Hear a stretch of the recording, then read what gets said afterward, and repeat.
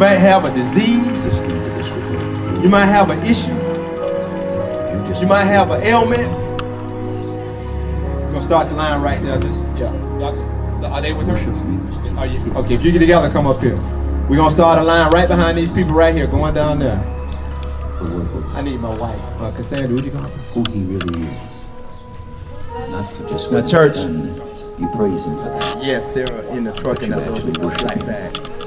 Y'all listen to me now. Very carefully. Yeah, one line, it can go back that way. Or run it this way in the shade so they'll be in the shade. Who makes his glory? This is church. God is here. Glory. God is present. God has come out here to deliver from the powers of hell, death, and the grave. God is here to heal in spirit, let's join heaven in truth today. God is bigger than cancer. Proclaiming his God is bigger than leukemia. His holiness. God is bigger than divorce. His righteousness. God is bigger than heartache. God is bigger than homosexuality. God is bigger than sin in any shape, form, or fashion that Satan can bring it. It's you, Jesus.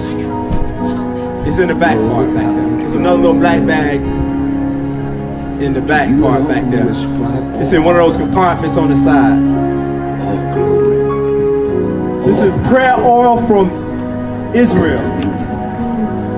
It's scented prayer oil. Blessed he who lives forever. It's just a conduit for the Holy Spirit to work. The grave. Many people have been delivered from some of the most wretched, evil practices. We're talking about your mind being renewed, your spirit being restored. We're talking about mind deliverance now. If you have an attitude, a disposition that you can't help thinking negatively or holding somebody in the spirit of unforgiveness, I want to say this right now. If you hold anybody in unforgiveness, God cannot heal you. That's the condition of deliverance. So some of you, as soon as you release somebody from the heart in the spirit of forgiveness and love, you're going to be delivered yourself in the name of Jesus.